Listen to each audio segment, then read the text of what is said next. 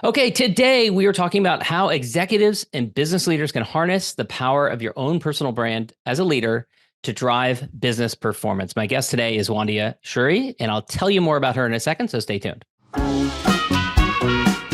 Welcome to the Smart Business Revolution podcast, where we feature top entrepreneurs, business leaders, and thought leaders and ask them how they built key relationships to get where they are today. Now, let's get started with the show. All right, welcome everyone. John Corgan here. I'm the host of this show. You know, every week I get to talk to interesting CEOs, founders, and entrepreneurs from all kinds of different companies. Today we have a guest from the San Francisco Bay Area, Silicon Valley to be precise, someone that I know through the EO entrepreneurship community. And we've hung out in person. And of course, you know, go check out our archives. You can see some of our episodes with Netflix and Kiko's, YPO, EO, Activation Blizzard, Lending Tree, and many more. And of course, this episode brought to you by Rise25 and Podcast Copilot, where we help B2B businesses to get clients, referrals, and strategic partnerships with done-for-you podcasts and content marketing. And you go to rise25.com to learn more about both of those. All right, Wandia, pleasure to have you here today. You have such an interesting background. So you are today CEO of Reaction Power and head of global digital marketing strategy. And you have been working in this space for 20 plus years, started some tech companies, sold tech companies. The interesting thing about her, which I latched onto, is that you started your career not in tech, but as an insulin pump specialist. So this has got to be the first time I've had a guest on the show that went from insulin pump specialist and then pharmaceutical sales, tech company, and now helping executives with their personal brand and deriving business performance. But you grew up in Kenya, and you grew up in an entrepreneurial family. Your mother was a university professor turned social worker and also ran a nonprofit for many years, still does. Tell us a little bit about what it was like growing up in an entrepreneurial family. Thank you so much. I'm so thrilled to be here, first of all, John, because one, you're super smart, super cool, really fun. Absolutely love listening to your interviews. So it's such an honor and a pleasure to be here with you today. I'm just really excited. To answer the money, the check's in the mail. Thank you. Thank you. I'll come to counting on it. But so I grew up. Yeah, I did grow up in in a pretty entrepreneurial family. It was just kind of something. My brother was, selling T-shirts really young. My mother, I remember from a very early age following her as she went into kind of helping women's groups develop entrepreneurial ventures that would sustain them. So everything from, selling chicken to turning garbage into fertilizer. And all kinds of really interesting entrepreneurial ventures, and so she as a young kid, her being the university professor, and she would send us out on projects where we would go and interview people in the marketplace about pricing and their products and their supply chain and those kind of things. So that was maybe what sparked the entrepreneurial interest, because it kind of always felt latent. There's a great organization, by the way, which we have given money to called Kiva that makes little micro loans to businesses like that. It could be like a widow, or it could be like a mom who just sells goods in a marketplace in different countries all over the globe. And the interesting thing about it is that these are loans, not donations, for them to buy supplies for their business. And the repay rate, a lot of people would think it's low, but it's actually extremely high. So then that money gets put back into circulation, goes to someone else who just needs $25 or $50 to buy some supplies and to sell them in the marketplace. So it sounds like you were doing something like that. It's absolutely it. That's 100% it. I mean, Kiva took it and scaled it with technology, which was pretty exciting. So I was really familiar with Kiva just because of how they did that. But yeah, that was my life. This was mom, in the trenches, working with this women, helping with the microfinance loans and supporting and strategy and doing training and that kind of thing. Yeah. And did you see yourself going into entrepreneurship at some point later in life as you observed these women that your mom was helping? Truthfully, no. It's funny because I always said I was going to be a communicator. And I always had like this permanent cold growing up. So I was like, I'll be a communicator. I couldn't quite ever say it correctly. I didn't know what that meant. But in many ways, I think I'm excited because I help executives communicate better in a digital world. That's such a great way of putting it. And you actually had an uncle who ran a tech business who met and worked with Steve Jobs. This was back in Kenya.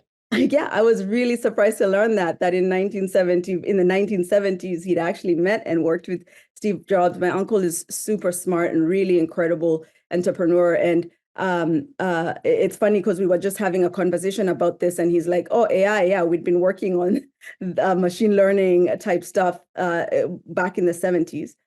So he's really just been a really good resource to kind of bounce back thoughts about entrepreneurship with. Isn't that crazy? I mean, someone like Steve Jobs is just this outsized personality in the industry now. I've got a family member, my sister-in-law, her father, who's now passed away, worked in the music industry, and he worked with Elvis at one point. And we don't even know the details around it. We just know that he worked with Elvis at one point. And that's just like, he could have said he'd like worked with Bugs Bunny or something. Like, it's just like insane to even think of it. You got to capture that family history from your uncle and find out what the full story is. I definitely will. He kind of throws out the snippets here and there, but he's just really savvy with tech. So he's in his 70s, probably closer to 80, and still gets everything. Like as I'm talking about what I'm doing, he just quickly understands it. So God, if he only had a good executive branding consultant to put that into place, that would be great. So you grew up in Kenya and you end up going to Ohio after you graduate from high school. How did that come about? Yeah, I was really fortunate. I went to Ohio Wesleyan, but the story is, I met a couple in Kenya. They were visiting my mom's project, and they took to me and just absolutely loved me. I mean, they took me in as their family. I feel like, their daughter. And that was just such an incredible way to come to the United States and get acclimatized to the culture, but also just feel the power of human connection and the power of love and compassion and care. As college was kind of getting tough, I was a chemistry major, so even more to throw into the confusing mix you mentioned. And I just remember my first class failing, and my family was there. I had love, I had support to make it through. Ended up graduating with honors, and I'm just really grateful for them in many, many ways. When you came over to live with them, were you thinking this is going to be permanent? I'm going to move here for a long time, now 20 years on? Or was it, oh, we'll just try it out and see how it goes?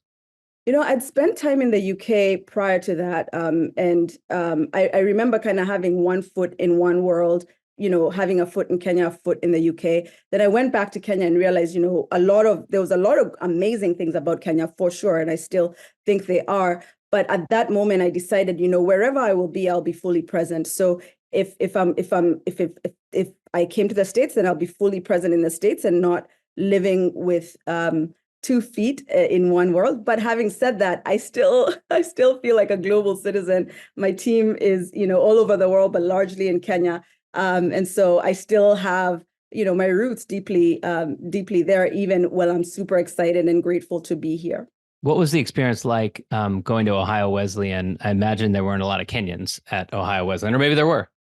Surprisingly, I get there and I find one of my good friends from high school is in the college that I'm at. You didn't know they were coming. I had no idea she would be here, so she became this is definitely pre-internet era or something, pre-Facebook. Yeah, absolutely. Okay. Actually, when you mentioned it, it was like dead AOL times. Yeah, barely dial up. But she's just, she's truly incredible. She was like just super smart and a good support to have at Ohio Wesleyan. But I loved my experience at Ohio Wesleyan. It was an incredible school. I became class president through the support of students. I felt like it was a global melting pot. Got exposure to so many people from around the world. So it was a really incredible liberal arts education. And here I actually ran a classmate's campaign to run for student body president, which I likened to like running a political campaign for a small town, because my town, I went to UC Santa Barbara and the 18,000 student population. So that's a pretty big, that's not a small town. That's a bigger town, right? Yeah, but that's not easy because my guy lost. It's so funny because, I had a premonition as a freshman year, barely knowing if I'll be able to make it to my second year because, tuition and all that jazz. But I remember sitting at the back of the hall thinking as the class president went up and I was like, I will be class president. And so I think when I was running, I had just like total conviction that it was going to happen. And that's one of the moments in life I often look back, when entrepreneurship gets hard or when things go difficult, you're like, hey, there's a dream in your heart, and that is incredibly powerful. And as humans, I think we have immense power. And I think that was one moment when, I felt that, and I reflect on that. So I mentioned you were an insulin pump specialist for a while, and then after that you go to Eli Lilly and you're doing pharmaceutical sales, which I've never done before, but I know it's hard. Like you're going in and trying to get very busy doctors to pay attention to you. You did that for 4 years and you were top 5%. What were your secrets? Like how did you manage to succeed in that field? I had an incredible boss. His name was Bill Sevilla, and he was just, the world's best boss. The tips today that I still use, I think I had amazing training as a salesperson. And he, very high, he set very high standards, but you felt supported through it, right?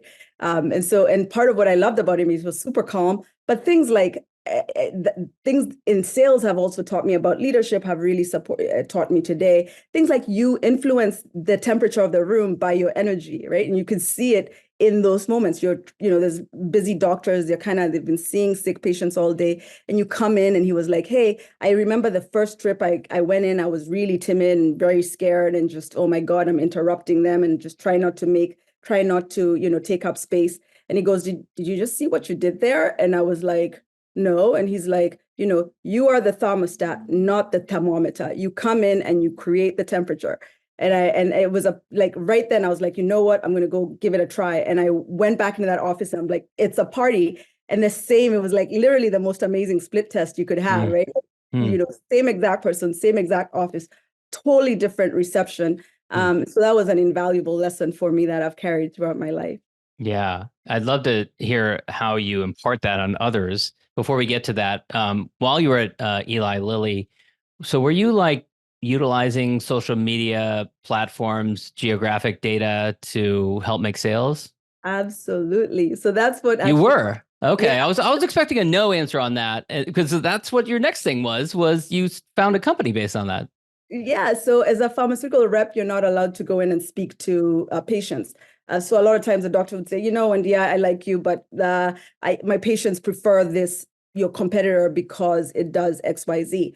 And so I went in and I was like, but what are patients really saying? And so, I would look through the social media feeds and try to see what they were saying as opposed to us as competitors, and being able talking about your product and talking about your competitor's product. 100. Yeah, exactly. Got it. Okay. And this is early days. This must have been, you said we're talking, this is 2008, 2009. Twitter is not what it was today. Now X.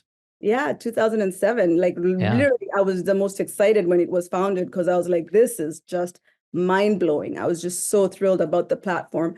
Being able to just search conversations, understand what's happening. It's a lot of what is kind of building our tech stack today, those type of insights and analyzing trends. So we're very data-based today. We help executives build their brands using data-based insights. We have an excellent data science team that drives that. It's not, there's a creative aspect, which we love, but we make sure it's informed by data science.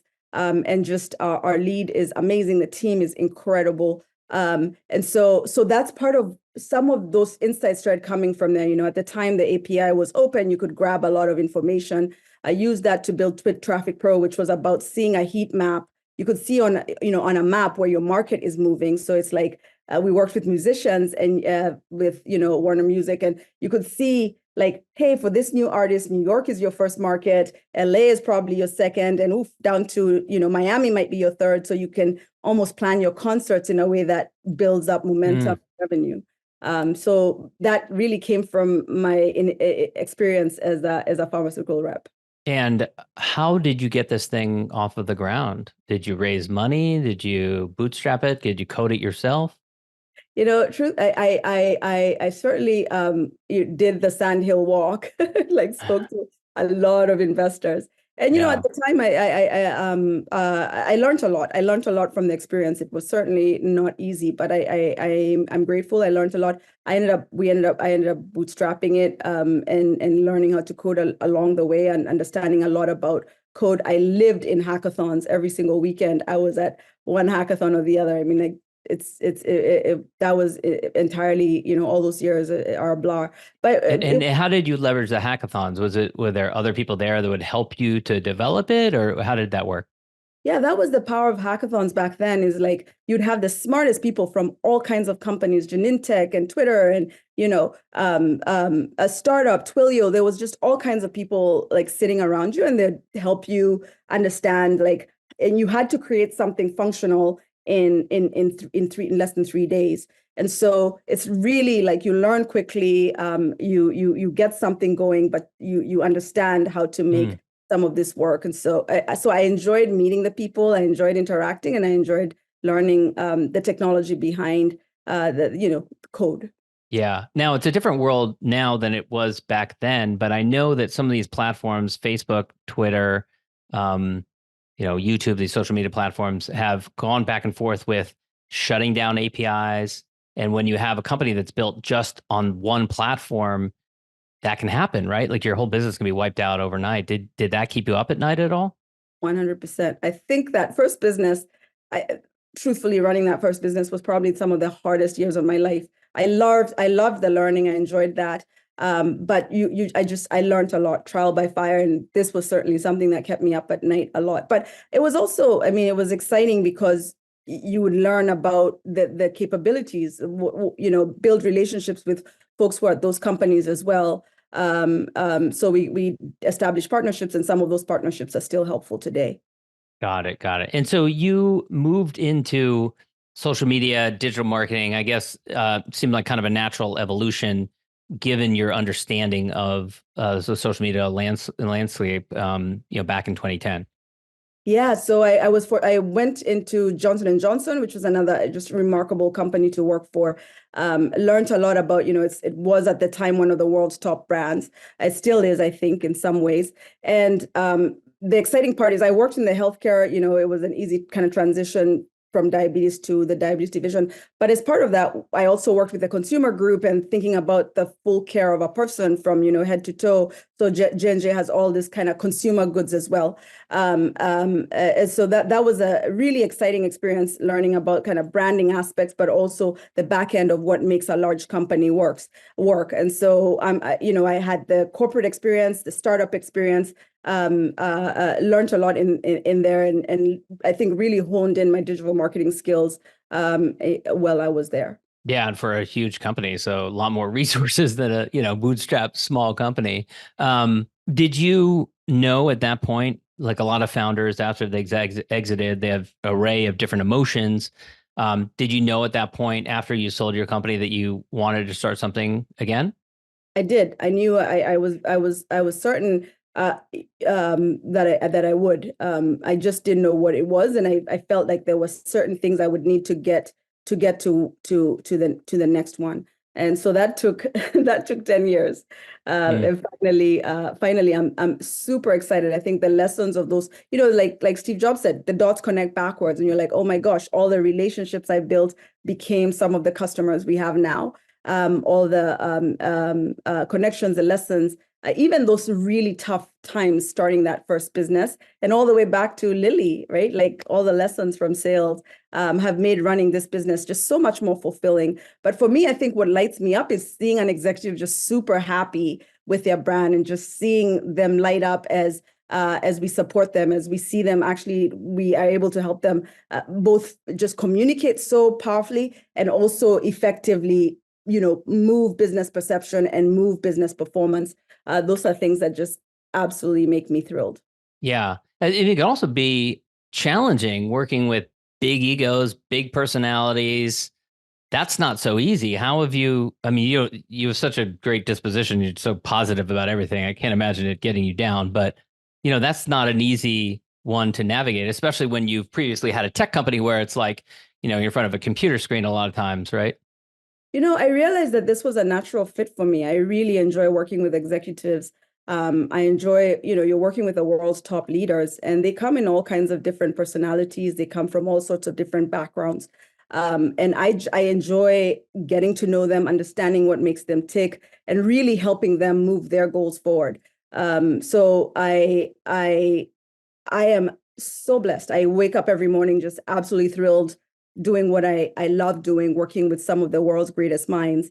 And every day I just kind of get blown away. So I think, little people have bad days, people have good days, right? Like, so they might, for whatever reason is going on. I don't take that personally. And I think another thing I love is just they appreciate us over and over and over again. They just say how immensely, how much they appreciate us. And that's, a testament to what we built, but the team that we have is just absolutely brilliant. I'm so fortunate to have, I think, the world's best team. I'm kind of blown away every time. Having worked at, some of the largest companies, at Google, at Samsung, at J&J, I could say bar none, this is one of the best teams from a smarts, effectiveness, just synergy perspective. I'd love to hear like a specific example. If you have one, like a case study, it can be anonymous if you like, of an executive that you worked with that maybe was, initially skeptical about stepping out there, so to speak, sharing their personal brand,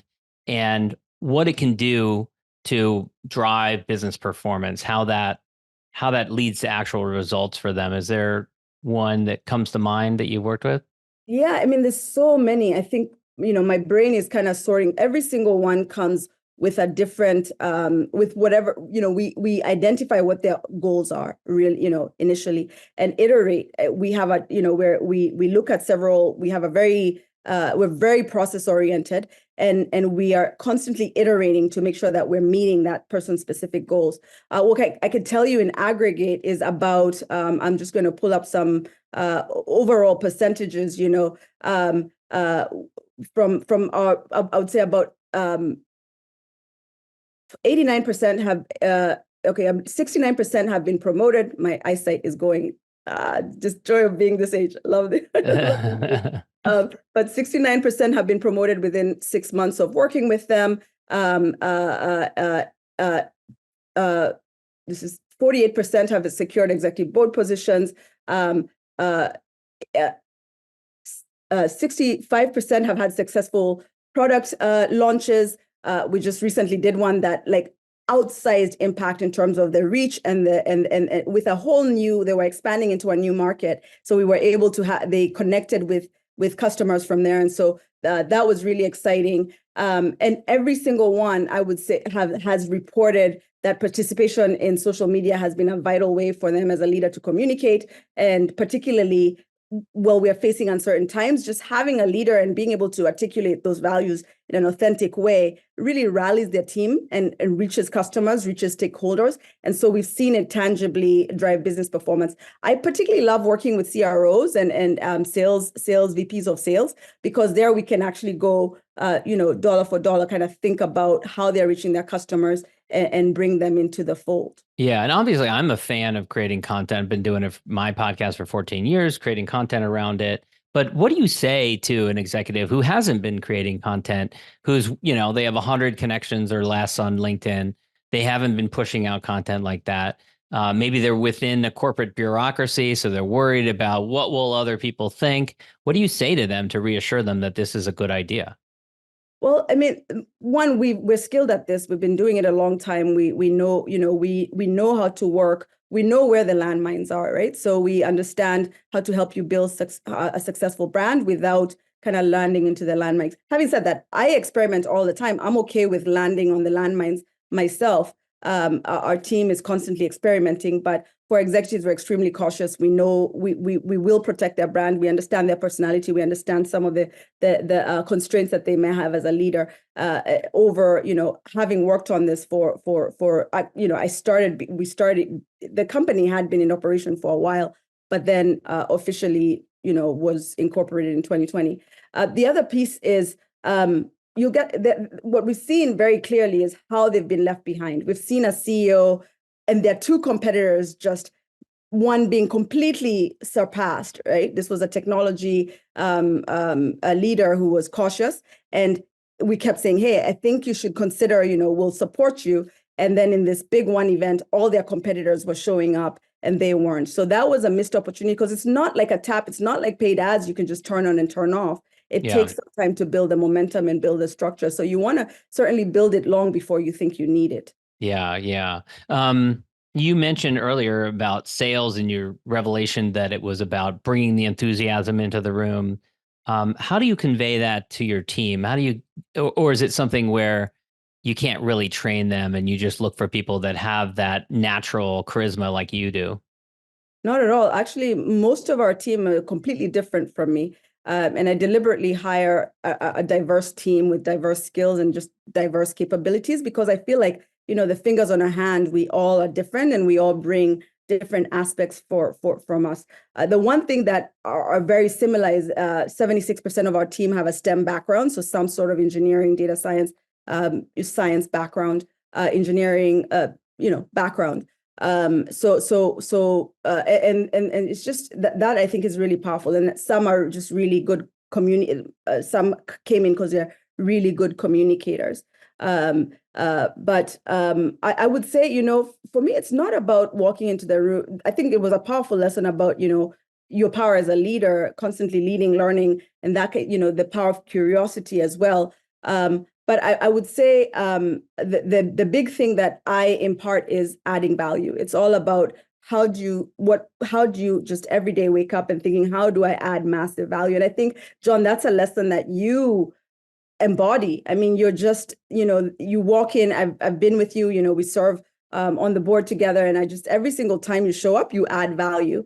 And so it's just wonderful to witness that from you. And it's one of the big things I impart on our team. But it's almost like I'm preaching to the choir because I think that's the power of our team. Yeah. Yeah. I mean, I'm totally in agreement with it. I think the challenge is when you come across someone who doesn't see that or doesn't, tries to kind of connect the ROI to it. And it's one thing if you're working with a CRO and so they can connect it directly to sales. But what if you're working someone in a different department? It could be HR, or it could be, I don't know, IT services or something like that, some other department that's not directly tied to sales. And it's hard to like paint a direct connection between having a more visible presence online, creating content, that sort of thing. How do you convince them of the merits of doing it if you can't point directly to sales? The truth is, we don't, the good news is there's a lot of demand for this. A lot of leaders, today's top performing leaders see the connection, right? Beyond dollars and cents, which dollars and cents are extremely important. But there are other metrics that, why executive branding matters. We've done a survey, we've seen the survey supported by McKinsey and several there's the Harris poll for CEOs. 81% of people believe that executives who engage in social media are better equipped than their peers to lead in today's world. 78% of consumers want to see a figure. They trust and believe that leader, and that actually influences the product that they buy. 82% trust a company whose leadership engages in social media. So the stats are there. They're very solid. They're very strong. And thankfully, most leaders we work with see it. Like it's not a huge sale that we have to make. And if someone doesn't see it, they're probably going to be, in my opinion, they might be left behind. That's how you become, in some ways, a dinosaur. But I certainly respect where they're coming from. We just don't spend a whole lot of time truthfully convincing. We come in when you're ready to go. Makes total sense. Yeah. Yeah. There's some people that just can't be convinced, right? Yeah. And but I will also say I think the biggest fear is the fear of failure, the fear of time, the time consuming, the fear of just how they will be perceived. And we are extremely skilled at solving those problems. So when those are the problems, those are easy objections to overcome. Yeah. And in terms of that, like when you get it down to the individual post, the individual content that you're posting up for them, writing in their voice, which I imagine you're doing in many cases, and you've got a busy executive who's, let's be honest, is probably not going to look through a spreadsheet of, this is the tweet we're going to do on Tuesday. This is the tweet we're going to do on Wednesday. How do you get them to trust you enough to speak in their voice without, after the fact, being highly critical of the end product that comes out? Or is it also, again, another instance of we just need to screen in advance whether this is someone who's going to trust us or whether it's someone who we get a suspicion that they're not going to trust us to speak in their voice? We listen very carefully as we kick off, as we work. as we work with the executive, it is a collaborative approach, but we're very mindful of their time. But I think part of what blows me away with most, like I said, a large part of my team is in Kenya, but their professional ability to really listen and hear the nuances of how the executive communicates and what's important to them. It just kind of blows me away how often we are able to capture that. We've not, we've had maybe one or two executives, maybe three, who are like, you are not quite capturing my voice. Others, are very candid, like, hey, let's work together so you can capture my voice. And then we roll up our sleeves and we get it done, right? But it's not, we've been really fortunate. And I think it's testament to just my team's like capabilities of thinking 3 steps ahead, really listening. I mean, down to like the way they move, their energy, like their spirit. And we've created this amazing brand exercise that can hone in on a person's personality really quickly. So we're able to understand how they move in the world and how we should communicate with them. And thankfully, I mean, we get content approvals really, really fast. Now, I can't delve into the details of exactly what we do with executives. We do a wide range that goes beyond just simply creating content. We work on executive special projects too, and we're thinking about if they're looking for how do I turn my idea into impact. We have teams that are just innovation or execution teams, right? But in this core function, which I'm really passionate about, I think we get it right about 98% of the time. That's pretty amazing considering some of the powerful people you work with. All right, the second to last question. As someone who founded a company, Twit Traffic Pro, built around Twitter 15 plus or so years ago, what's your assessment today of Twitter, now called X?